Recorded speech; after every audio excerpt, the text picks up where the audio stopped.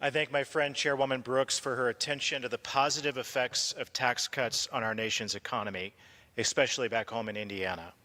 Mr. Speaker, when this body was debating the Tax Cuts and Jobs Act, we were told that 3% growth was impossible.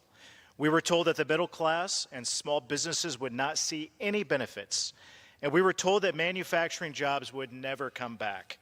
Mr. Speaker, all of these so-called experts were dead wrong. Since December, the U.S. economy has been growing at 2.9%, and the Atlanta Federal Reserve Bank estimates that growth this quarter will exceed 4%.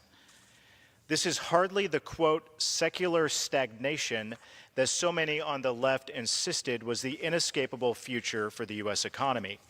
The bottom line is this: the Tax Cuts and Jobs Act has unleashed record growth by lowering taxes on Americans' families and businesses. When I am back home in Northeast Indiana, I am constantly hearing good news as a result of tax reform.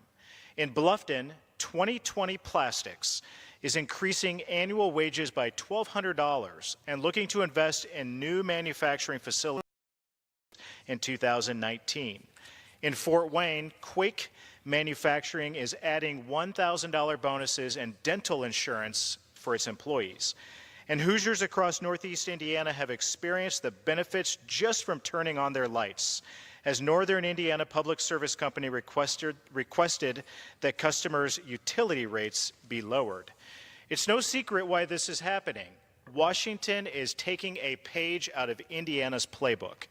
During my time as a state senator, I was proud to work with Governors Mitch Daniels and Mike Pence to significantly lower taxes on individuals and businesses. As a result, Indiana has one of the strongest economies in the country, with an unemployment rate of 3.2% and a labor force participation rate well above the national average. Unemployment claims are at a historic low, and Indiana consistently ranks as one of the top states for business investment and economic growth. For example, the annual report, Rich States, Poor States, ranks Indiana as having the country's third best economic outlook, while CNBC has consistently ranked the Hoosier State as one of the best places in the country to do business.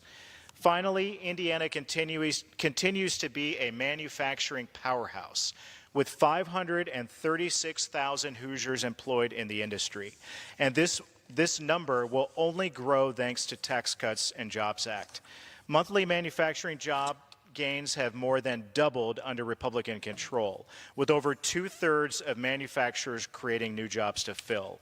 Even more impressive, 86% of manufacturing firms plan to increase capital investments thanks to the tax cuts passed by Republicans. As the district with the most manufacturing workers in the country, this is great news for Hoosiers as companies across Northeast Indiana are hiring more employees and increasing wages. Additionally, 47% of U.S. small businesses plan to use their tax savings to increase business investments. We know that from the data that there is a 99% correlation between business investment and wages, and there is no question that the Tax Cuts and Jobs Act has spurred business investment. This was the largest increase of wages since mid-2009.